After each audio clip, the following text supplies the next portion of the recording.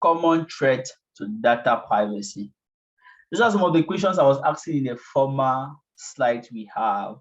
So we are continuing still our last day of this first week. Identity theft. Somebody spoke about phishing. Yeah, identity. People want to steal your identity, maybe to extort and bully others. Phishing, they follow you up in order to be behaving like someone they are not. Malicious applications, sometimes they are available online. I explained the word malicious, I remember when we were in the other slide. Malicious app is a software or an application whose intent is not for the good of an application, but either to steal information or destroy the security mechanism put in place. Genuine app that sell your data is one of the threats as well. Genuine app that sell your data. What is the threat here? Like there are apps that leverage your data. They tell you in their data protection and privacy laws that they sell your data. They sell it to third party, not necessarily giving your name, but maybe information about the behavior of a certain group of persons. Faulty manipulation of devices and apps. Some of us we actually face that problem because we use applications that we do not understand. We use devices that we don't have mastery. It's the same like you buying a new device in your house, the same thing like you buying a new device in your house and you don't know how to manipulate that device. You see that you end up, if you are not careful, you end up destroying that particular device. So that are some of the threats that are associated with data protection.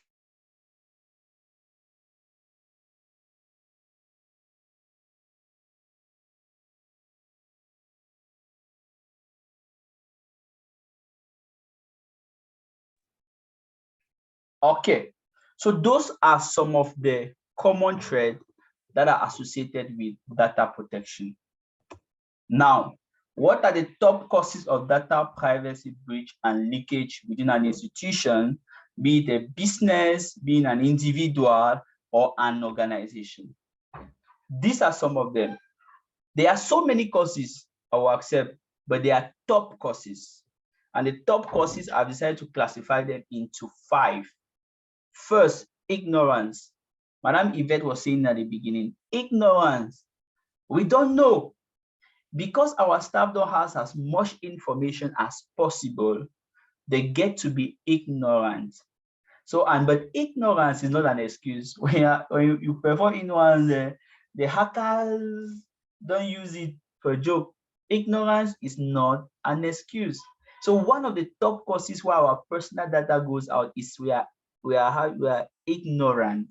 And that is one of the pillars on which this training program is going on, to create that awareness that we shouldn't be ignorant in the kind of information and the manner in which we share our information online.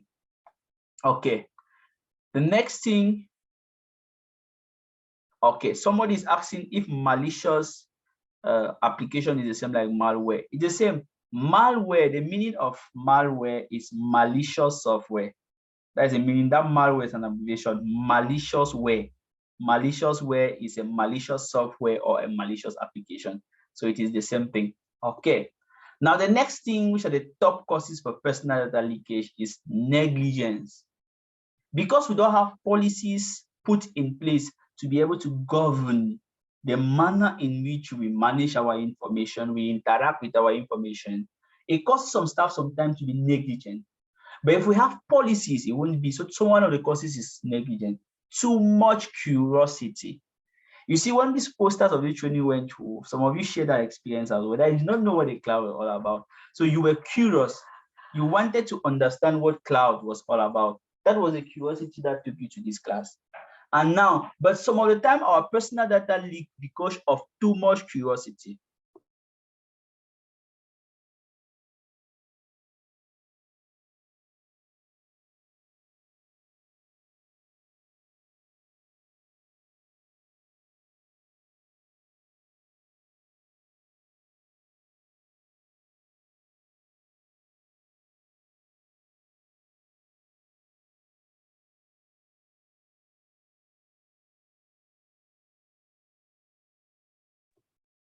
Okay, so as I was saying, Too much curiosity.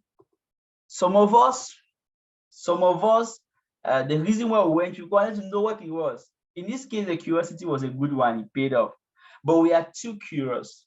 You see, making 1 billion online for free, or making 1 billion in one day, doing this, a lot of information that are too captivating, it draws you more. You're too curious, you keep clicking and clicking, that are fishing you. They fish you because you are too curious.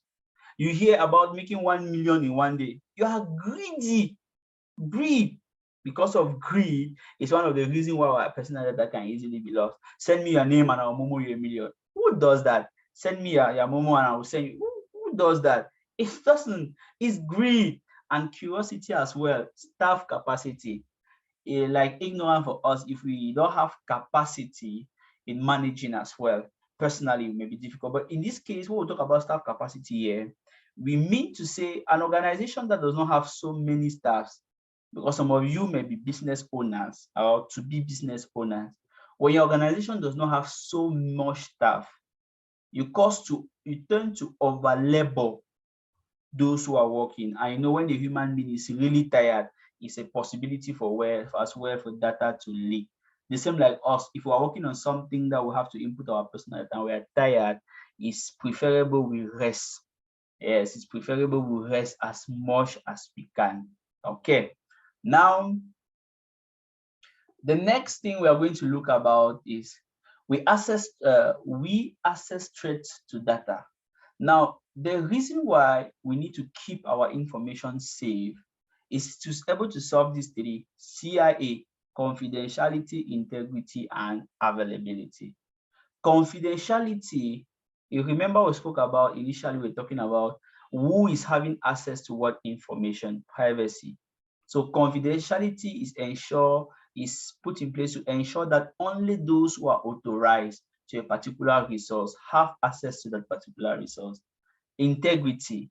Now, even us in human life, we always say this person is not having integrity. Why? Because the genuine of information from the person is not coherent. So with integrity here, we are making sure that, because threat to data is to touch these three things: confidentiality, to make sure that their data is available for everyone, even people that are not supposed to have access to. Integrity, changing the originality of your data. You tell somebody I was at the bar, you go and tell somebody he was at the bar drinking wine. So you see that the integrity does not continue. So those are some threats, the reason why data is threatened. Then you have also availability. DOS, talk about denial of service. It means to make the data available. The hacker sometimes is to make you not have access to that particular data. First, we spoke about identity theft. How does identity theft relate to CIA? First, they collect your data. Secondly, they can take control of your account or create a fake profile. Somebody can have details about you. He can decide to take over the account you are actually running, or he creates an account that is side by side yours, but which is a fake one. And what he reach out to your network to extort from persons. That is identity theft. Now, how do we prevent identity theft? First, limiting who sees our data. That's the first thing. We limit those who see our data. On WhatsApp, for example, you have the possibility to say those who can see your DP are only your contacts. These are some of the security mechanisms that may be put in place. As well, we use very strong passwords. I hope that we are going to have an opportunity to have a class to speak about how to set up password, in case it happens. Varying password patterns. Some of us, we have the same password across all our devices, all our accounts. So somebody just needs to get one and we are all gone. Then you have keeping personal information private. The name of your child, family, everybody knows it on social media. You keep posting and putting not only the picture, the information, date of birth, almost everything. So we should keep our personal information private.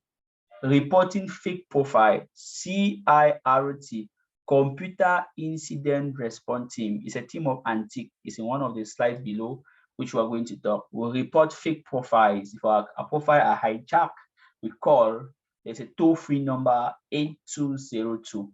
So that's one of the ways we can prevent it as there. Not clicking suspicious links. If a link is suspicious and we don't trust it, we should not be curious We should not be greedy. We should not be clicking on them. Logging out from shared devices. Now, I would like to come to this one and explain very well what it means by logging out from shared devices. Some of the time, most of our devices are synchronized to our email. For example, we have a phone that has our account, maybe Telegram account, WhatsApp account. WhatsApp easily switch. Our Telegram does not all the time, as well as our email. We finish using that particular device, be it a tablet, a laptop, or a phone. Maybe those abroad you send to your family members in Africa, or those of us in Africa will give to our junior ones. But you have not logged out your account. Do you know what it means? It means the same messages you are receiving, that particular device that the other person has, he is also receiving the same information at the same time. Because you have not logged out, it is important that we will leave from the former device we are using. We log out, or even logging out automatically from that account. Yes, Madam Colette, your hand is up.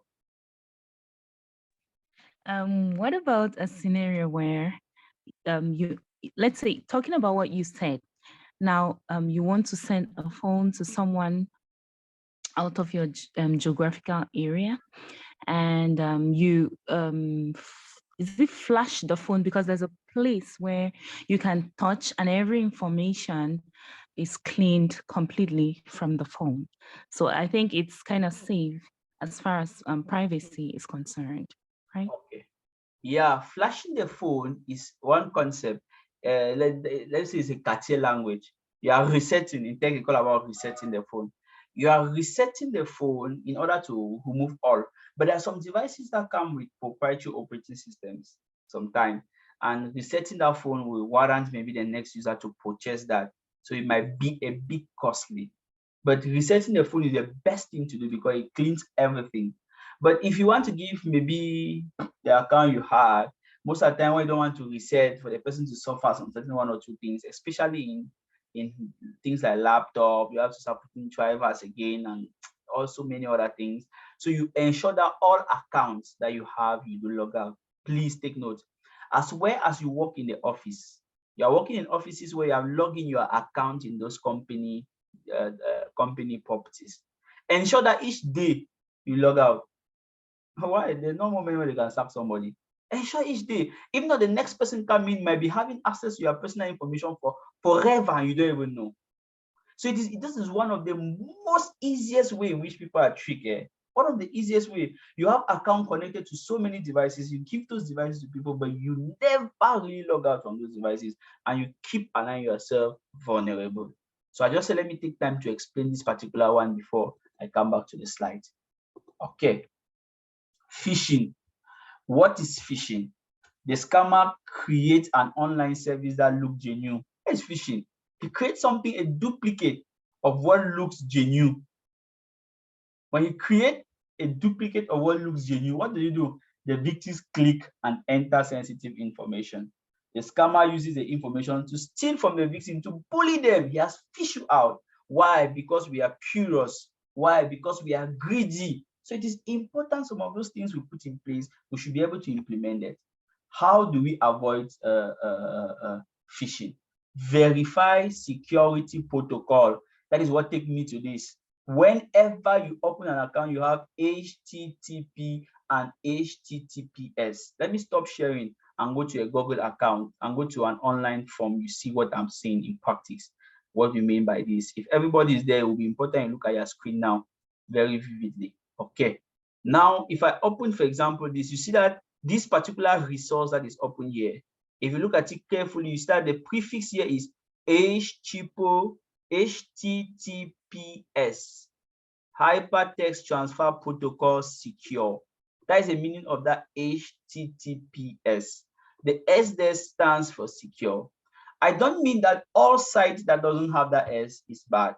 What I mean is that once a site does not have that S at the end, it means that site was not hosted on a secure platform. And when it's not hosted on a secure platform, all of those privacy rules and regulations that are applying may not be applying there. So your data is at risk. You can take nobody to court. if the application is hosted there. So you take note whenever you want to enter an account, ensure HTTP, Hypertext Transfer Protocol, secure. When you are one that have S, give your data there, you are at least 16 extensive. But if there's not S, you can be communicating with it, because the ones that don't have S is really cheap. So some basic cheap applications around easily host it on servers that are not secure. So please take note. Read app and service reviews. Before you see like this, before an app is installed under the app, in App Store, in Apple Store, or in Play Store, you always have reviews, what people have said about the app. Take time to read it. Investigate the service providers. Only buy from proven platforms. Doesn't somebody tell that something that they sell maybe for 10,000, I will give you for 1K, 2,000. Try to buy from proven platforms. Proven platform. Investigate about the providers. Read the app and the service reviews. It's very important. Else the hacker will create a fake one. It can be www.abc. ABC can be in cap, but you come and create ABC in small letters, because he can never create ABC both in cap as the other one that is in cap. So take time to actually go through that. Take time, please, to actually go through that particular device. It's important we take time to do that. Phishing. Okay. Now, malicious app. The same thing.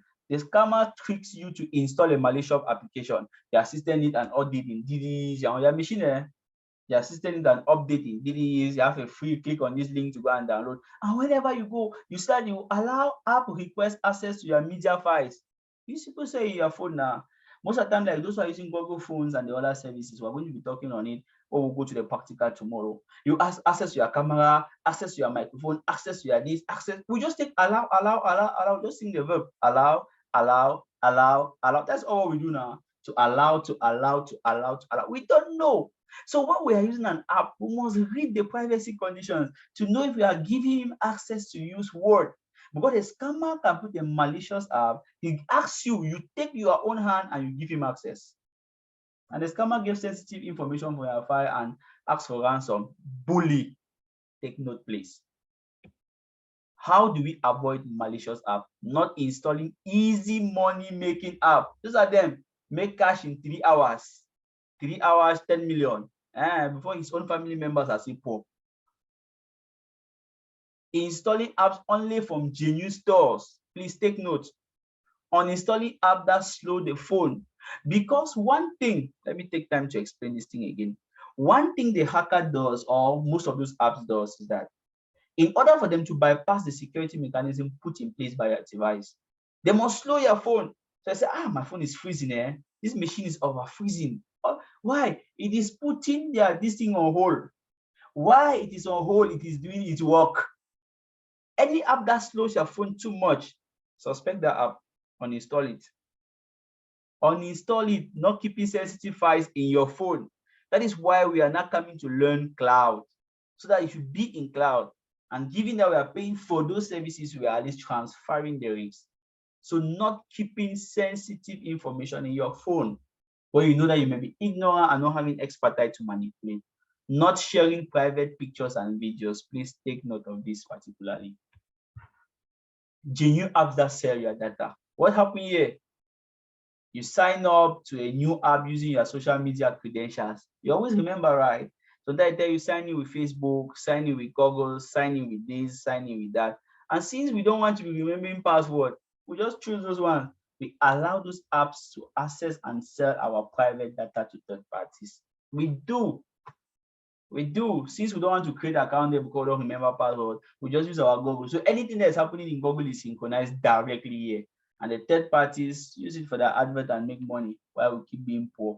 Avoid data exposure. How do we do that? You see what I've said here? I agree. I will keep insisting on it. Always read the terms and conditions for every app. It is a universally accepted norms that all applications must provide terms and conditions. Always take time to read. How many of us read? Allow. Privacy rule, allow. And social media, allow. Not reusing social media credential for new app. All your application have the same password. It's not appropriate. You are too vulnerable if that is a practice that you are putting in place. Adopting local solution held accountable by local legislation. This is mostly for people that are building up. If you're in Cameroon or no matter the country you find yourself, it's easier if you're fighting a local battle with local legislation. So if you want to host, like, you have .com and .cm. .cm is provided by Cameroonian and TIC and others. So here they're just saying that to protect your data, try to use things that are local, because locally they have local legislations as well, that it will be easier for you to have little or no lawsuits. Okay, faulty manipulation of devices or app, the fifth thing. What happened? Our private data is at our disposal. We send it to an unintended destination. We always do that, right? Please, mothers, our phones are not the tools for our children. Our children should not be using our phone the way they like. You see, they'll be sending the information to somebody that is not even intended to him. Please, that is a breach. And you don't know the particular information, might be a deal you have just closed, an information of somebody's confession that is sent out. We are all responsible, and it's an obligation for us to keep the data of those persons at our disposal safe. Publish unknowingly to social media. Why keep that? Why before say the formats I was talking about, avoid keeping sensitive information in your phone. Let it be in cloud where your phone is just an access tool. Else, you might publish it to a social media site which you do not intend, or you send it to an unintended destination. It's important. Now, and what happened? Your private data goes viral. Faulty manipulation of devices or app. Take your time to study an app. If you want to use an app like WhatsApp and you cannot easily use it, take your time to study. Take your time to study the app. It's better you remain offline and then you study how the app function appropriately before you go online. Because once the data is shared, you might not be able to hold it back. Once the data goes out, you might not be able to hold that particular data back. So it is important we take our time to do this. Okay. Avoid faulty manipulation. How do we avoid faulty manipulation? Take time to learn your device features. Please, mothers, take time to do that. It doesn't kill. Negligence. Remember, we'll talk about it all the time. Why do our data go out? We are negligent. Take time. Read the device. Understand the device. You should not take a new phone, don't know, you just accept everything. The very first time I had a Google Pixel, I took a whole night to be able to understand, because it was just asking me access, everything access to this, everything access to that. And usually say, if you cannot react to everything that happened, you should limit risks. Now, identify the risks. Try to avoid it. If you cannot avoid giving access, it's better you limit what you save in your phone so that it cannot be accessed by anybody. Take time to learn their social media platforms. It's very important. It doesn't kill. Just take time to do it. Double check before clicking send. You write something, take time, double look it. When something go online, it's not like verbal. What is verbal, you could deny. But online, there's a notion of non-repudiation.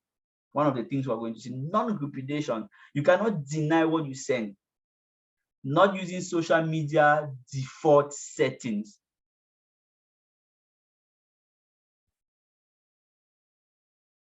Okay. I'm sorry. I thought I was sharing my slide. I'm sorry.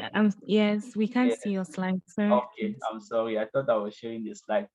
Now, the first part I took, taking time to learn the default device features, taking time to learn social media platform, double checking before you are clicking send, not using social media default settings.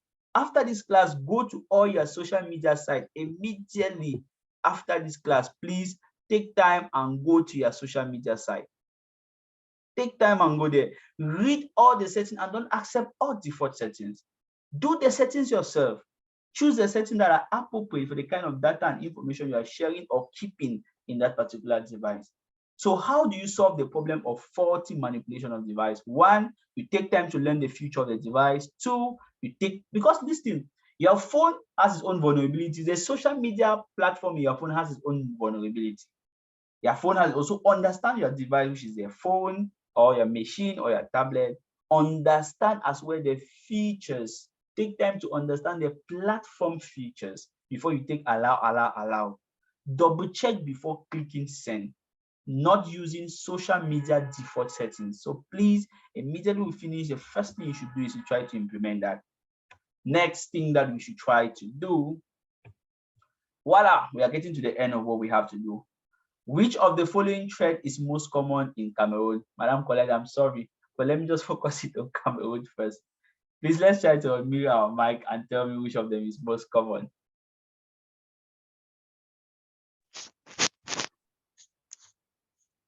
Identity theft. Identity theft.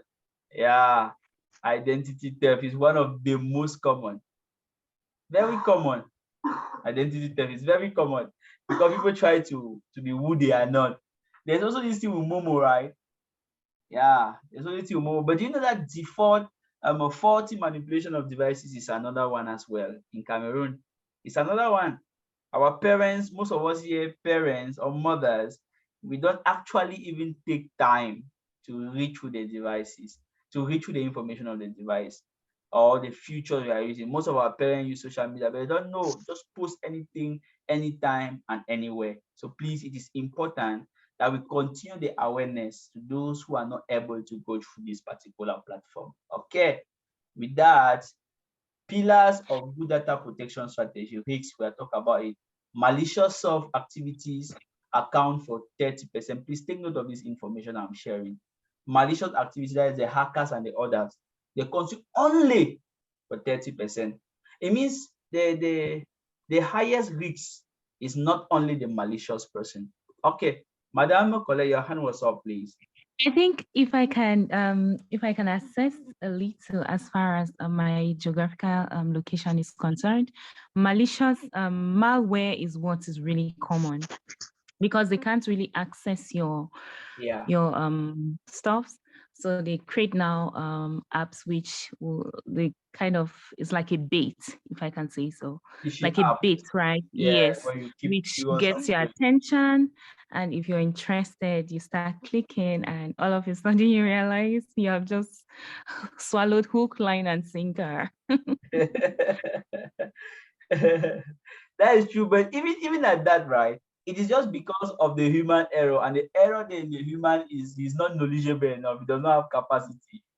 If your staff are trained and have that discernment, you see that Well, you not really, because at times you see an app which you think you can, get to understand. Maybe it's going to bring up something for your business, and you want to just see what it entails. And at the end of the day, you realize it's a trap because it's a bit, it looks like real, but it's not real.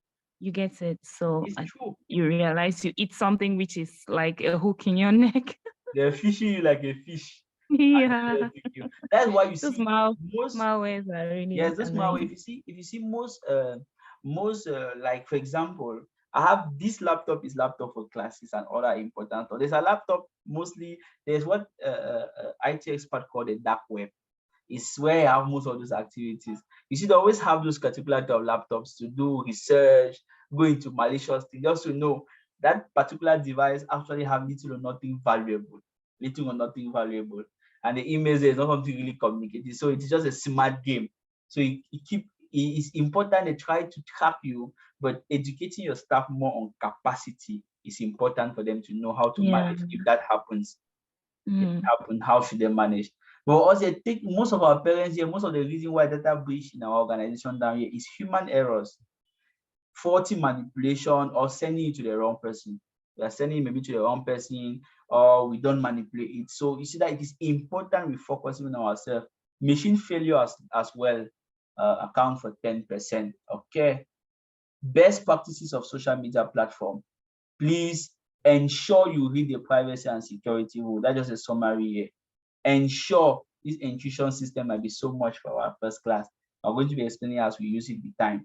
But ensure your privacy and security. You read it for all your devices and you understand exactly what is implemented. Take note of that. Like Facebook, you see, go to your Facebook account, read the setting and privacy. You are going to understand actually a lot How should we respond and what are the etiquettes? In the workspace sector perspective, how is this happening? What are the things we should do and the things we should not do? The do's: one, we should develop policies, especially social media policies within our workplace. We should try to train our workers at all levels. Here, if our company is ourselves, we should train ourselves of all levels. We should develop policies for ourselves, what to post and what not to post. We should only collect what is necessary from our clients if it's business. About ourselves, we should keep only what is necessary in our devices. We should always get consent for people when we want to use their information some way or somehow. Like you see my slide, I'm using pictures of people. I took their consent, except this white which we downloaded, but you see most of the formats that we are using African, family or relative, something they are concerned, they know that that particular information is going to be used. Respect data privacy regulations. It's important you do that. Apologize, please, when you are wrong. It's nothing bad. If you post somebody's picture and somebody says, I don't like it, I'm sorry, and you take it down. So always apologize when you do wrong. It's an etiquette that is also good for morals. What are the things you should not do? Don't assume teachers, students, if you're in school, or workers, or know about social media. Don't assume that people, those you are working with know about social media. Don't request unnecessary personal information from people when you know you cannot secure it. Don't publish confidential information on social media. Don't be rude, divisive, or combative. Let me explain what I mean by this. A hacker sometimes, or somebody will hack you, a malicious person will write you. I know some of us are very rude. Most of the time, the reason why we are hacked is because we annoyed somebody online and the person wants to show us. Let me tell you something. There's what we call the power. Programmers understand is the power of the back screen. Like I sit in front of my screen. You see, you have power to do. Nobody sees you. So far as your camera and other things are hidden, you have that power to do a lot of things. The power of the back screen. You don't know who you're fighting with. You don't. And it can use so many things to destroy you within a very short period of time. So that power of the back screen is used by most hackers. So try not to be rude. If somebody gets to you, sorry, I can't help you, or this cannot, don't be rude, don't be combative. You fool, you scammer, do you know where I am? I will hold you and lock you up. Be combative. Before you want to get help somewhere, your integrity is at stake. Many other things is at stake. So try, this is more of morals. Try not to be combative. Don't lie. My name is this, I'm a technician, I will track you, I will do this. I'm just laughing. We are trying to be combative, maybe to people that are more than all when it comes to that tech space. Try as much as possible to have some morals as well. Conclusion. This conclusion one, does anyone think there is nothing to worry about our personal data and our protection on social media? If somebody thinks so, let the person tell me. If somebody think that we should not worry, yeah, it's a question. If you think that all we have been saying things, we are just worrying ourselves, we should not worry. Yeah, you should tell me. But if it is not, if we all agree that keeping our information safe is very important, then we are on board. Barack Obama once said, if you had pictures of everything I have done when I was in high school, I would probably wouldn't have been president of the United States. So I will advise all of you to be a little more circumspect about your selfies and what you take pictures of. It's very important. If you know everything people do, you are never giving him a chance to be a president. That is what he said. So he's warning us, we should be careful. The selfies, yeah. We should be careful about the kind of lifestyle we portray of ourselves because we don't know who we might become in future. The way we expose and neglect our data today might be of impact in future on our job opportunities, our political career, our job promotion, our family reputation. Because what goes online stays online forever. Watchword for today. Because what goes online stays online forever. Madam College, you had your hand was up, please. Yes, just to add a little on what you're saying to everyone here, if you're intending to travel out of Cameroon, it's important you really synchronize the data you showcase out there because the embassy is really mining it behind the scenes. So if you have the intention of traveling, let your Facebook be really, really, really, really private in a way, because know what you put out there, because they reject some people visas because of what they look forward to concerning their Facebook and maybe TikTok and stuff like that. Yeah, so but many people don't know. I'm just giving out a private Advice. information. Yeah. Mhm. Thank So you. be It's very very careful. important. The white man is always good in mining. I think we spoke about mining our data. So the mine, that how they do background check on you. So it's important you keep that safe. Now, briefly before we end, I'll talk a bit about the computer security incident response team. Computer security incident response team. As I spoke last time to you, ANTIC, that is a French acronym, but in English is National Agency for Information and Communication Technologies. They have so many services they offer, which you can check online for those in Cameroon. But one of them is the CIRT, Computer Incident Response Team. It's important. What they do is that you remember in between we're talking about reporting fake accounts and the others to them. Is a team in charge of making our cyberspace safe within the country. So they provide their services always. It's 247, and you can get to them through a normal free toll number 8202, or you write to them on email. So it is very important you get this information. You might inform someone that knows someone that needs help. So apart from that, I would thank you guys very much for your cooperation today. Thank you, and thank you. If there are any questions, we'll entertain them. But if there are no questions, it was a wonderful session. Madam Kole, your hand seems to be up. I don't know if it's intentional. No, it's not intentional. Sorry. Okay. I'm seeing Redmi Note 10, please. Yeah.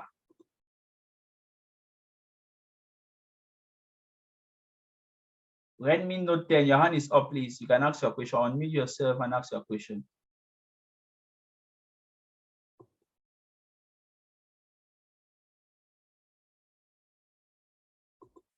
The person is not talking. Please, any other person has any question? Any worry?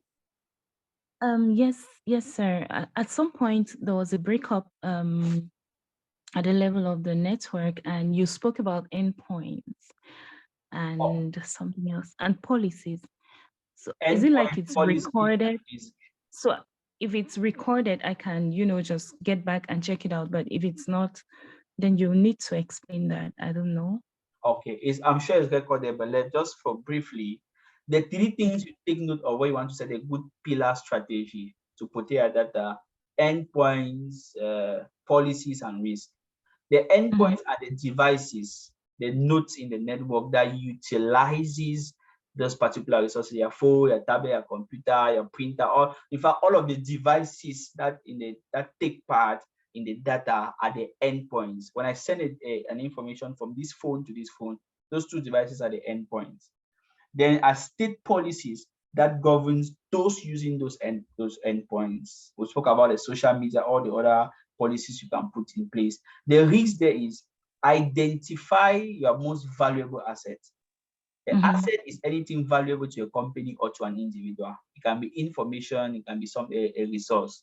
You identify that particular resource.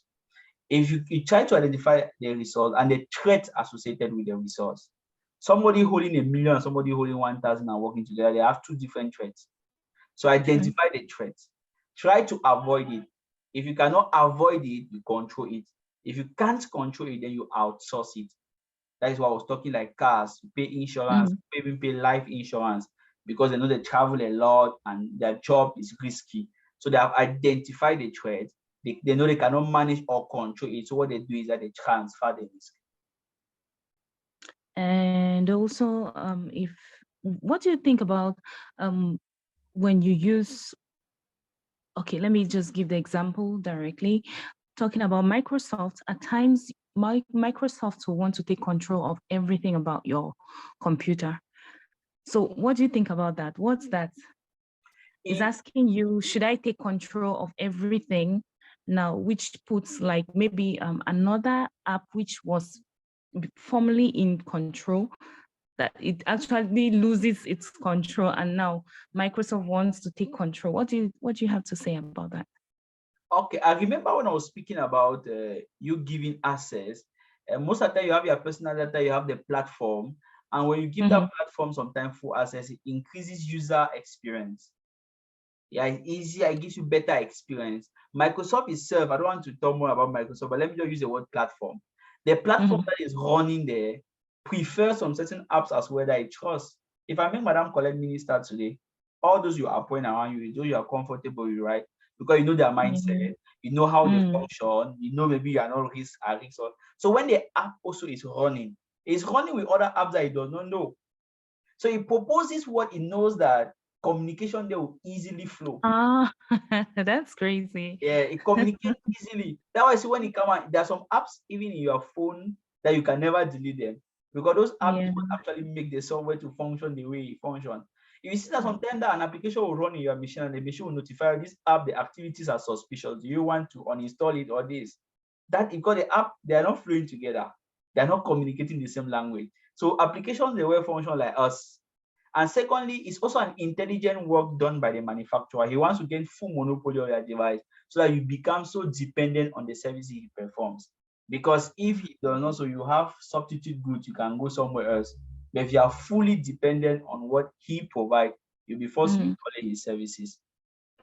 I have two more questions. Now, talking about the privacy terms and conditions. So if we don't comply, they don't suit us totally, what do we do? You cannot do anything. The only thing you can do, as I said, if you cannot control what happens around you, you control how you react to them. If you cannot, if the terms and condition does not suffice what you need, control what you put there. That is the only reaction you can do. You should be aware of the fact that since you are exposing everything there, it's possible for it to go out. So if you don't want to, you try to minimize what you are putting there. Because if you don't know, you cannot change anything. Most of the app you're even using is free. You really even do not buy. So if the terms and condition does not satisfy what you need, minimize the information you put there. Okay, and lastly, sorry, I wrote them down. Okay, talking about hosting a website at your geographical location and out of it. So you said something, which one is better? It's better to handle a battle at locally than, internationally. You said something like that. Does it mean if I want to create a website that is going to be .cm, it's not so good as far as .fi? No, it's not. Compared to .cm is Cameroon. yes. What we meant by that is that at least when you have those locally, you see that even the terms and conditions, they will mean local realities. That's what I tried to explain there. You see that if you are within the local context of Cameroon, for example, you see that website hosted in .cm will have local conditions. The reality will meet, it will conform to international standard and regulation. But you see that the reality there will easily be national realities. But if it's another dot, for example, let me not on anti-market another. If it's another dot, for example, you see that if you have difficulty, you need to write to the company before they reply to you. You see that front and back, you try to understand that. So it will be difficult for you to manage that reality. You might be the only person, maybe the only user solving that particular problem. Yeah. Thank you. Okay. It's good. You seem you want to be a developer. Welcome to the team. Yes. I'm very interested. I'm very, very interested. No problem. Slowly but surely you are going to join. Thank you. Okay.